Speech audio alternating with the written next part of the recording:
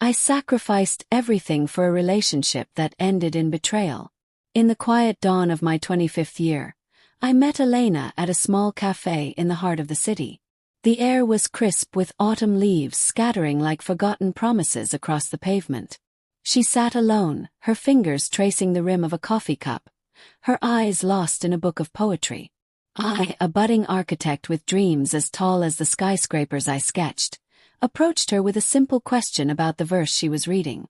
Our conversation flowed like a gentle stream, unhurried and natural. By evening, we had shared stories of our childhoods, our ambitions, and the subtle aches that life had already etched into our souls. Elena was a painter, vibrant and free-spirited, with a laugh that could dispel the heaviest clouds.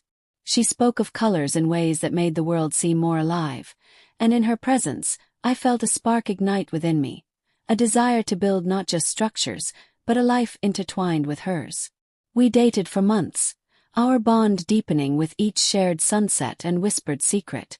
She became my muse, inspiring designs that won me early acclaim in my firm. Yet, as love blossomed, so did the first hints of sacrifice.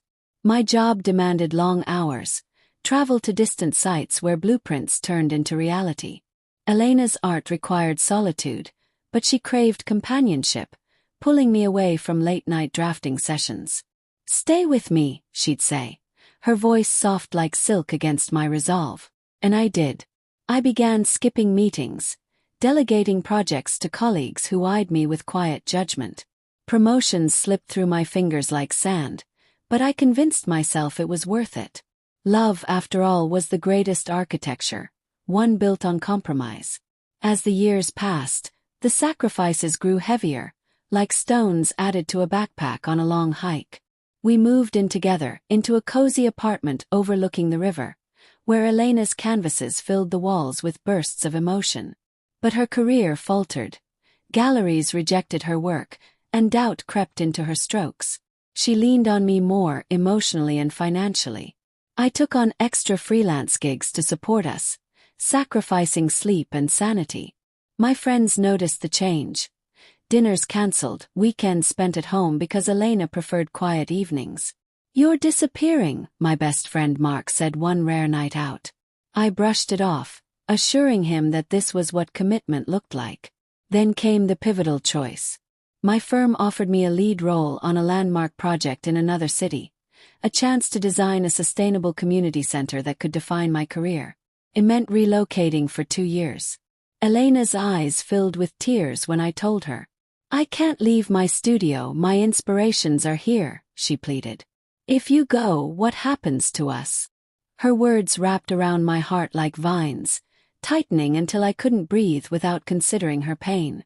I turned down the opportunity, citing personal reasons. The partners were disappointed, and whispers of unreliability followed me down the office halls. But Elena's gratitude was a balm, nights of passion, promises of forever etched in our shared dreams.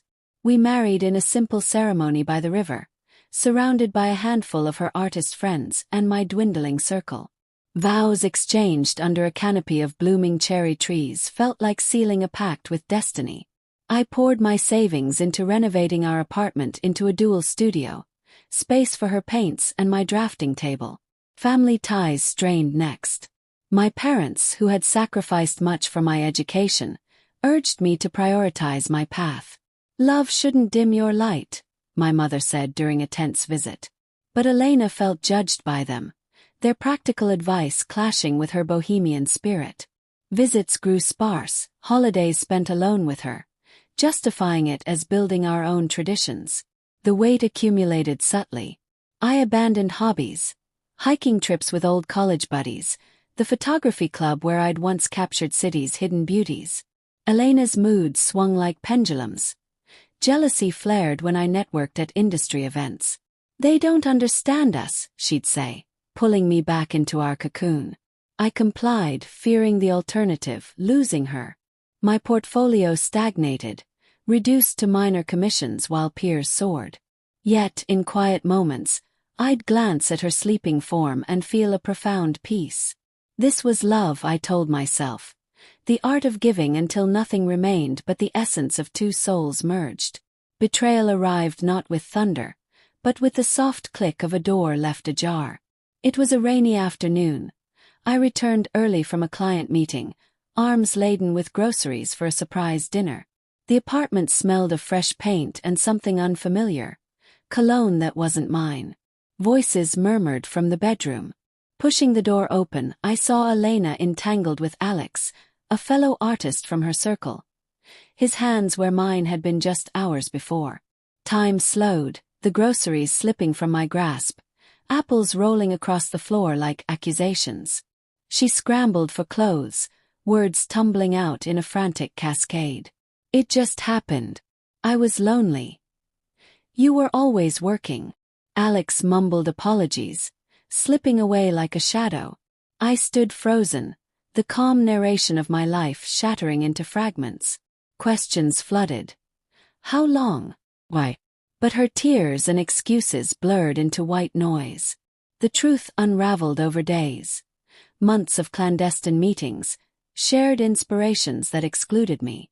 She had found in him the freedom I had sacrificed to give her stability. Heartbreak settled like fog over a still lake, muffling the world. I moved out, crashing on Mark's couch, piecing together the ruins. Sleepless nights replayed every concession, every yes, that had chipped away at myself. The job offers dried up. My reputation as a flake preceded me. Family welcomed me back with open arms, but the distance I'd created left scars. Friends forgave, but the man they knew had altered, hollowed by loss. In the quiet aftermath, reflection bloomed like dawn after a long night. I wandered the city streets, sketching not grand designs, but simple lines, reminders of boundaries I'd forgotten. Love, I realized, should elevate, not erode. Sacrifice without reciprocity breeds resentment, a slow poison to the soul. Elena's betrayal wasn't just infidelity. It was the mirror reflecting my own neglect of self. I had built our relationship on my foundations alone, ignoring the cracks until the structure collapsed. Now, years later, I sit in a modest office, drafting homes for others, sturdy, balanced. Elena's paintings hang in distant galleries, her name whispered in art circles. We crossed paths once, polite nods exchanged like strangers. No bitterness lingers. Only lessons carved into my being. True partnership thrives on mutual giving, not one-sided surrender. In sacrificing everything, I learned the value of preserving something for myself. A quiet strength, resilient and whole.